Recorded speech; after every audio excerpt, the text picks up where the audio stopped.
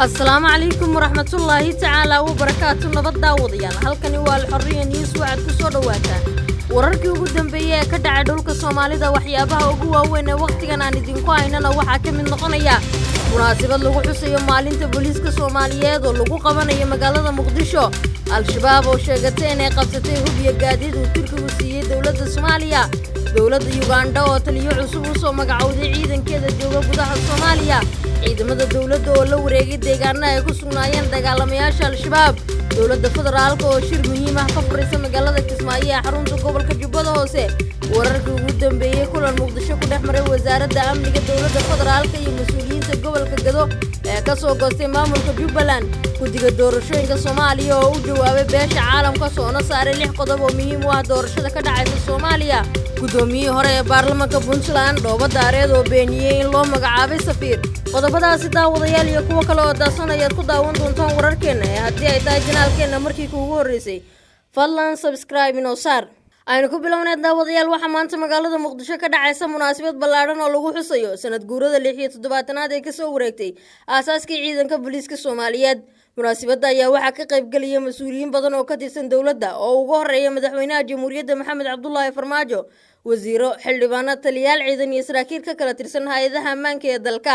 munaasabadda ayaa waxa khudbado jeedin doona madaxweyne Farmaajo iyo mas'uuliyiin kale waxaana dhammaantood la filayaa inay ka hadlaan dhibaatada uu soo maray booliiska iyo guulaha uu hadda gaadhay. inta ay munaasabaddu socoto ayaa waxa halkaasi ay ciidamadu ku soo bandhigi doonaan gaadaka ciyaar iyo dhoolatus.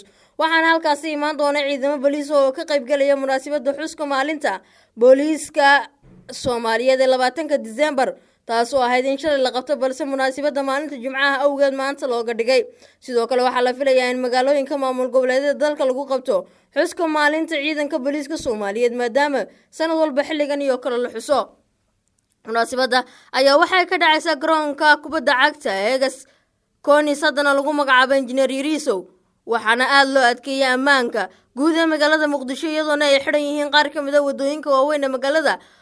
waxaana arkaysaa ciidamada kala duwan oo heegan sare la geliyay kuwaasi oo diyaar u ah inay ilaaliyaan. xarakada Al-Shabaab ayaa guulo ka sheegatay dagaal xooggan oo galinkii dambe ee shalay ka dhacay agaarka degmada Cadalle ee gobolka Shabeellada Dhexe.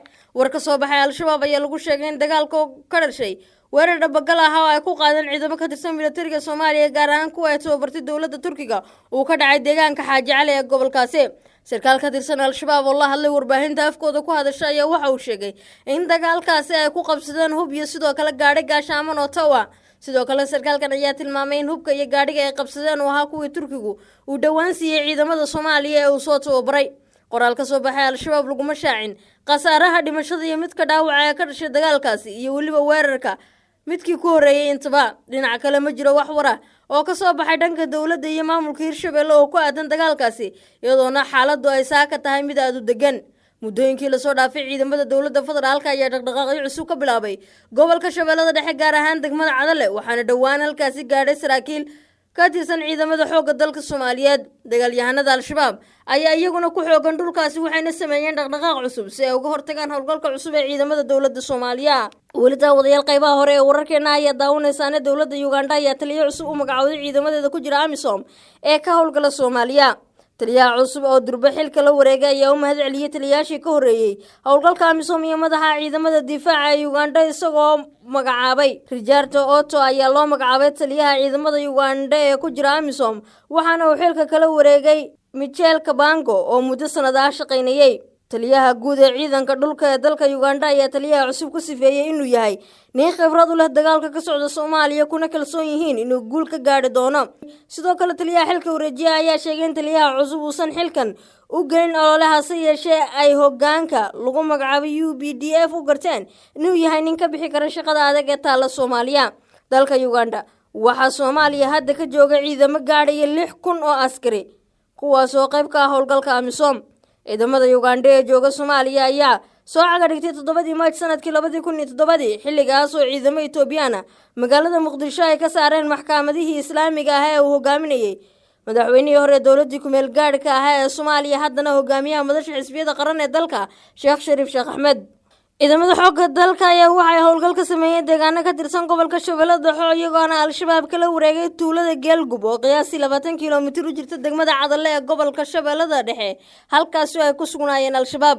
howlgalladan oo ah kuwa lagu sugaya ammaanka deegaanadaas ayaa waxaa hogaaminayay taliye ku-xigeenka ciidamada xoogga dalka sareeye guuto Maxamed Cali Bariise waxaana uu sheegay in al-shabaab ay dhibaato ku hayeen dadka deegaanka. taliye ku-xigeenka ayaa dhawaan waxa uu kulan la qaatay qaybaha kala duwan ee bulshada degmada Cadalle iyo ciidamo ka tirsan kooxda Macawisley oo ah shacab is-abaabulay oo dagaal kula jira al-shabaab isagoona sheegay in laga caawinayo dagaalka ay kula jiraan al-shabaab. magaalada Kismaayo ee xarunta kumeel gaadhka maamulka Jubbaland waxaa gaadhay wafdi uu hogaaminayay wasiirka maaliyadda xukuumadda federaalka Soomaaliya Cabdiraxmaan Ducaale Beyle. wasiirka maaliyadda ayaa la filayaa in maanta magaalada Kismaayo uu ka furo shir ay yeelanayaan madaxda maamul goboleedyada gaar ahaan wasiirada maaliyadda iyo wasiirka maaliyadda dowladda federaalka Soomaaliya. shirkaasi oo ujeedkiisu yahay isla xisaabtan ku aadan shirkan ayaa waxaa goobjoog ka ah wasiirada maaliyadda ee maamul goboleedyada waxaana shirkan uu daba socdaa shirar hore uga dhacay qaar ka mid ah xarumaha maamul goboleedyada iyo dalka dibadiisa. dowladda federaalka Soomaaliya shirkan garwadeenka ay ka tahay ka furmay magaalada Kismaayo ayaa ku soo aadiyay xilli meeshii ugu xumaa oo maraya xiriirka ka dhaxeeya dowladda federaalka Soomaaliya iyo sidoo kale maamulka Jubbaland waxaana khilaafka u dhaxeeya labada dhinac uu hakad galiyay shirarkii ku saabsanaa isla xisaabtanka arrimaha maaliyadda kaasoo sababay in muddooyinkii ugu dambeeyay lagu qabto dalka dibadiisa balse kulankani uu yahay mid lagu qabanayo magaalada Kismaayo markii ugu horeysay ka gadaal markii dib loo doortay madaxweynaha Jubbaland Axmed Maxamed Islaam Madoobe. gudida madaxa bannaan ee doorashooyinka qaranka ayaa jawaab ka bixiyay dalabaadyadii ka yimi beesha caalamka ee ku saabsanaa doorashooyinka 2020-2022. war-saxaafadeed ka soo baxay gudida madaxa bannaan ee doorashooyinka qaranka ayuu guddigu ku soo bandhigay 6 qodob oo quseeya doorashooyinka. gudida madaxa bannaan ee doorashooyinka qaranku waxa uu ka mahad celiyay taageerada beesha caalamka iyo ka go'naanta ay u muujinayaan inay garab istaagaan gudida iyo sidoo kale howlgalka doorashada. gudidu waxa uu cadeynayaa inuu diyaariyo howlaha farsamo ee muhiimka u ah diyaargarowga hirgelinta doorashada. waxa uu gudigu rajeynayaa in arrimaha muhiimka u ah doorashada lala garab istaago sida diyaarinta miisaaniyadda doorashada, sugidda amniga, goobaha diiwaangelinta iyo codbixinta, dhamaystirka sharciyada lagama maarmaanka ah gaar ahaan sharciga doorashooyinka in golaha uu ansixiyo waqtiga lagu ballamay si saldhig ugu noqdo qabyatirka xeerarka doorasho ee horyaala. waxa uu gudigu rajeynayaa in nidaamka doorasho ee ka soo baxa sharcigu uu noqdo mid la fulin karo isla mar ahaantaana tixgelin gaar ah la siiyo arrimaha soo socda marka la gaadho nooca doorasho ee diiwaangelinteeda la ansixiyo. in nooca doorasho la waafajiyo mabaadi'da dastuurka jamhuuriyadda federaalka iyo sharciga asxaabta. 2 in hirgelintiisu ilaaliyo xuquuqda muwaadiniinta ka qaybgalaya doorashada, tartame iyo codbixiye.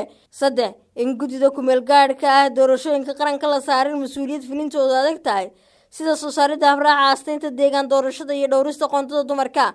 4 in nooca doorasho uusan horseedin khilaaf iyo dagaal ilaaliyaana midnimada wadajirka dalka iyo dadka Soomaaliyeed. 5 inuu ilaaliyo xuquuqda dhalinyarada, dadka baahiyaha gaarka ah qaba iyo dadka aan hadda baarlamaanka matalaada ku lahayn. 6 in gudida kumeel gaadhka doorashooyinka qaranka la siiyo fursad uu ku xulan karo nooca diiwaangelinta codbiyaha haddii uu arko inuu la jaan qaadi karo duruufaha ku xeeran ama saameynta ku yeelan kara howlaha doorashada. ugu dambeyn waxaan codsanaynaa ayaa lagu yidhi war-saxaafadeedka in gudida lagu garab istaago waajibaadkiisa dastuuriga ah laguna siiyo tixgelin duruufaha adag ee uu ka shaqaynayo. kulankan oo ay soo qaban qaabisay wasaaradda amniga dowladda federaalka Soomaaliya isla markaana ay ka qayb galeen gudoomiyaal degmo iyo saraakiil ciidan oo ka socday gobolka Gaza ayaa waxa uu ka dhacay Muqdisho. kulankan ayaa waxaa garwadeenka ahaa wasiir ku-xigeenka wasaaradda amniga dowladda federaalka Soomaaliya Cabdinaasir Siciid Muuse waxaana looga hadlay arrimaha ay ka mid ahaayeen amniga xuduudaha dalka waxaana kadib laga soo saaray shirka war-saxaafadeed ka koobnaa dhowr qodob. qodobka koobaad ayaa waxa uu ahaa adkeynta wada shaqaynta laamaha amniga heer federaal, heer maamul goboleed, heer gobol iyo sidoo kale heer degmo, tayeenta adeega dowladnimo ee dhinaca amniga iyo bulshada ilaa iyo heer degmo sidoo kalena heer tuulo, xoojinta wada shaqaynta dowladaha dariska ah iyo amisom ee degmooyinka xuduudaha, xoojinta dagaalka lagula jiro kooxaha dagaalka kula jira dowladda iyo sugidda amniga xuduudaha dalka. fikir dheer iyo isweydaarsi kadib dhinacyada kulanku dhex maray waxa ay isla garteen arrimaha soo socda in la xaqiijiyo lana ilaaliyo midnimada iyo wadajirka bulshada Soomaaliyeed, in sare loo qaado lana xoojiyo wada shaqaynta ka dhaxaysa laamaha amniga dowladda federaalka iyo maamul goboleedyada, in la ilaaliyo lana xoojiyo wada shaqaynta fiican ee dowladda Soomaaliya kala dhaxeeya dowladaha dariska iyo ciidamada amisom ee dhinaca sugidda amniga xuduudaha, iyo in si wadajir ah loola dagaalamo argagixisada hal dhinacna looga soo wada horjeesto. ugu dambeyntiina daawadayaal gudoomiyihii hore ee baarlamaanka maamulka Puntland ee dhawaan xilka ka degay ayaa waxa uu faahfaahin ka bixiyay dadaalo uu ku doonayo dhisidda maamul cusub. waxa uu sheegay inay ka go'an tahay in la dhiso maamul gobolada Sool iyo Sanaag haddii aan la sixin qalad uu sheegay inuu ka jiro maamulka Puntland. gudoomiyaha ayaa xusay in xilka qaadistiisu aysan ahayn mid sharci ah isla markaana dadka deegaanka uu matala ay u soo jeediyeen inuu ka shaqeeyo arrimaha maamul la wada leeyahay. Gudoomiyuhu sidoo kale waxa uu beeniyay warar sheegaya in loo magacaabayo safiirka Soomaaliya oo fadhiisan doona dalka Eritrea. Waxa uu sheegay in aanu qabanaynin shaqo aan ahayn sicitaanka Puntland ama ka tashiga haddii la waayo sida uu hadalka u dhigay. Waxa uuna tilmaamay inay been abuur yihiin, waxaana uu sheegay inay been abuur yihiin wararka tibaaxaya in gudoomiyihii hore ee dowlad goboleedka Puntland baarlamankeeda loo magacaabayo safiir. Guud ahaan daawadayaal wararkii ugu dambeeyay ee ka dhacay dhulka Soomaalida oo aad ka daawanayseen barteena Al-Xorriyo waa naga intaa. haddii ay daawado tahay inaad aragto janaalkeena markii kugu horeysay fadlan subscribe inoo saar.